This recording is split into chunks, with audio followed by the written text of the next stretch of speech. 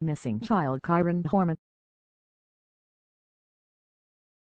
Kryon's photo is shown age progress to 19 years.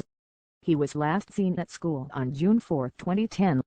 Kryon was last seen wearing a black t-shirt with CSI in green letters and handprint graphic. He was also wearing black cargo pants, white socks, and black Skechers sneakers with orange trim. Kryon may wear glasses. Missing since June 4, 2010. Missing from Portland, Oregon. September 9, 2002. Age now 20. Sex, male. Race, white. Hair color, brown. Eye color, blue. Height, 3'8". Weight, 50 pounds. 1-800-843-5678 Multnomah County Sheriff's Office, Oregon. 1 area code 503-823-3333 or 1 area code 503-261-2847 tip line. Kryon Richard Horman, born September 9, 2002, is an American boy who disappeared from Skyline Elementary School in Portland, Oregon, on June 4, 2010, after attending a science fair. June 4, 2010 at 8:15 a.m., Skyline PTA President Gina Zimmerman arrived at the school and saw Kryon with his stepmother in front of his exhibit. Terry Horman left the school at 8:45 a.m. after watching Kryon walk towards his classroom. At 9 a.m., another student reported seeing Kryon near the south entrance of Skyline. Class began at 10 a.m. and sometime after, Keiron's homeroom teacher Christina Porter reported Kryon absent. At 1:21 p.m., Terry Moulton Horman posted the picture of Kryon and his project to her Facebook page. Terry and Kyron's father, Kane Horman, went to meet the school bus at 3:30 p.m. and discovered that Kryon had been absent from school all day. At 3:46 p.m., the school secretary Susan Hall called 911 to report Kryon missing. About 45 minutes later, officers from the Portland Police Bureau and the Multnomah County Sheriff's Office arrived simultaneously at the school and Kyron's home. An hour later, at 5:30 p.m., a broadcast was sent to phones of parents in Portland public schools that read, "Kryon Horman did not arrive at home today." At 7 p.m., Multnomah County Sheriff's Detective Sergeant Lee Gassone alerted Sergeant Travis Goldberg, the county's on-call coordinator for search and rescue efforts, of the need to begin a formal missing persons search for Kryon. Between 7 and 7:15 p.m., the Multnomah County Public Information Officer began to return pages from members of the media and arranged to meet them at the school. Sometime between 7 and 7:45 p.m., Sheriff Dan Staton personally called the FBI to alert them to Kyron's disappearance. The first search teams arrived at Skyline School at 8:09 p.m. and shortly after, at 8:15 p.m., Lieutenant Mary Lindstrand also arrived at the school and met with those present. She then began emailing a photo of Kryon to local media. Deputy Mark Herron, the search and rescue coordinator, arrived at 8:25 p.m. At 9:48 p.m., Mountain Wave, an emergency communications and search and rescue group based in Gresham, also arrived at the school. At 10:40 p.m., officers reported that they had completed a search of Skyline School, including all crawl spaces, storage areas, classrooms, and outbuildings. They had also searched the Horman house. At 10:44 p.m., a tipster called 911 to make sure officers checked the train tunnel in the area near the school. The caller said, "Sometimes kids play in there, wants to make sure someone has checked that." June 5, 2010, another search group, Pacific Northwest Search and Rescue, was called by the Sheriff's Office at 5 a.m. Saturday. When they arrive on site, 60 to 70 people were already involved in the search. At 9:08 a.m., the Associated Press received its first official notification that Kryon was missing, via an email with the subject line, "Sheriff's Office continues search for 7-year-old Kryon Horman." That morning, helpfindmaychild.net, a UK-based missing child site, created a page for Kryon and a tip line was created at 503-261-2847. Around that time, the Portland Public Schools District used its rapid broadcast system to alert staff and parents of Skyline School students who were at the school Friday to come to the K-8 on Sunday for debriefings by police and federal agents. The oldest students were advised to arrive at 10 a.m., kindergartners and first graders were to arrive with parents later in the day. 2 news conferences were held that day, one at 4 p.m. and one at 8 p.m. Authorities announced that the FBI and the National Guard had joined the effort. Search and rescue crews completed an immediate grid search around the school. His family. The page remains active today. June 6, 2010 Terry Moulton Horman posted on Facebook at 8:58 a.m., saying she had ordered missing person flyers. "I ordered 1,000 flyers, they will be coming to our house," she wrote. "I will let people know when they are here and we can go from there. Thank you everyone." That morning, the FBI announced that they had brought in a Quantico, Virginia-based profiler to create a profile of the boy. June 7, 2010 in the early morning, 18 certified search and rescue volunteers resumed sweeping the area near the school as deputies canvassed the neighborhood, handing out flyers and jotting down license plate numbers of passing vehicles along Northwest Skyline Boulevard. The school district began staffing a counseling hotline, and at 8:45 a.m., classes resumed at Skyline with counselors on hand. That evening, Kelly Ramirez, the sister of Desiree Young, issued a statement thanking the community on behalf of the family for their concern and support. At 9:48 a.m., the first of 300 students and their parents returned to Skyline School to be interviewed by detectives. 50 detectives were on hand for interviews that continued until 4 p.m. That afternoon, around 12:10 p.m., Kyron's relatives began distributing missing person flyers with a photo of Kryon and this description: 3 feet, 8 inches tall, 50 pounds, blue eyes, brown hair. Last seen wearing black cargo pants, white socks, and worn black Skechers tennis shoes with orange trim. At 3:30 p.m., Portland Public Schools Superintendent Carol Smith appeared at a news conference and outlined a series of immediate steps the district was taking to address security concerns in the wake of Kyron's disappearance. The Multnomah County Sheriff escalated Kyron's disappearance to a missing endangered child case at 9 p.m., but did not call it a kidnapping. June 8, 2010 search and rescue crews resumed their search and a reward fund was created and announced on Facebook at a kidnapping.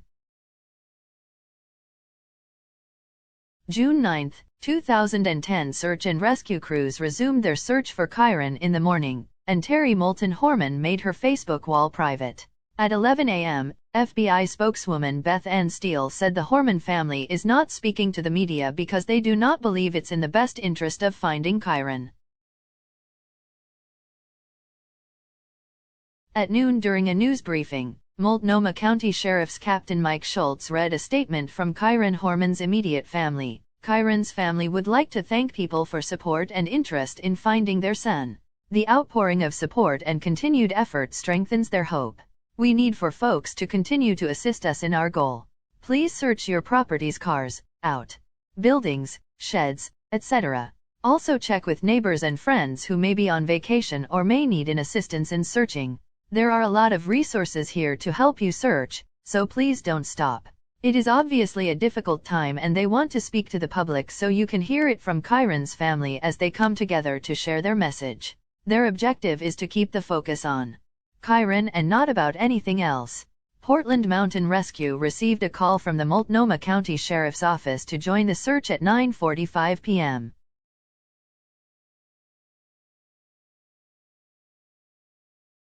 June 10, 2010 search and rescue teams continue their search efforts. June 11, 2010 the search resumed and at 10 a.m. was expanded to Sauvie Island. Kyron's family appeared at a news conference for the first time at 1 p.m. Tony Young, Kyron's stepfather, said, "We miss you, we love you and we need you home now." He then thanked all the volunteers and the community for its outpouring of support. He was followed by Kane Horman, Kyron's father, who also spoke about how grateful the family was to the community and searchers. June 12, 2010. The search resumed Saturday morning and the sheriff's office asked the public to hold back on further donations of food, water, and other supplies for searchers because of the sheer volume of supplies received at this point. June 13, 2010. The search resumed early in the day, but at noon, the sheriff's office announced at a news briefing that the massive search for Kryon has ended and the case was shifting to a criminal investigation. 13 years. 13 years 155.8813 months. 13 years 677.8571 weeks. 13 years 4,745 days. 13 years 113,880 hours. 13 years 6,832,800 minutes. 13 years 409,968,000 seconds.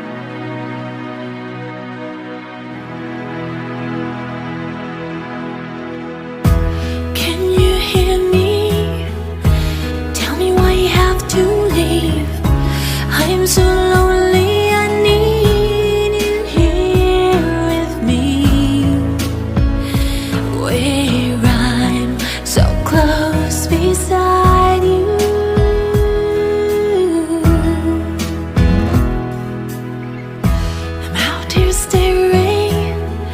I'm looking out in the sky, wishing I could fly like birds. So fly so high to reach you, to be near you.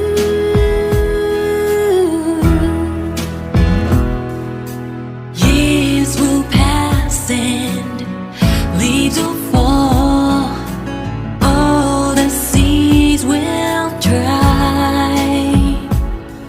You know the snow will slowly melt, but my love will never die, never die. It's been too long, I wish I could turn back time, sitting here waiting till the sun won't shine.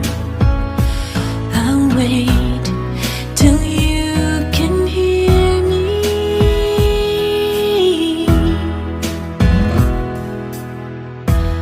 I know someday everything will change for us. You will be with me forevermore. No more will I ever leave you.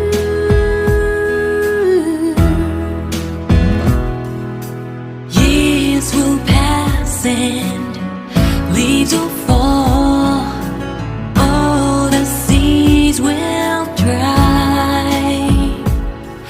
You know the snow will slowly melt, but my love will never die, never die.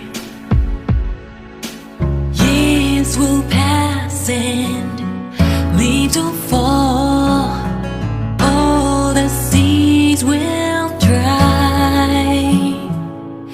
You know the snow will slowly melt, but my love will never die, never die.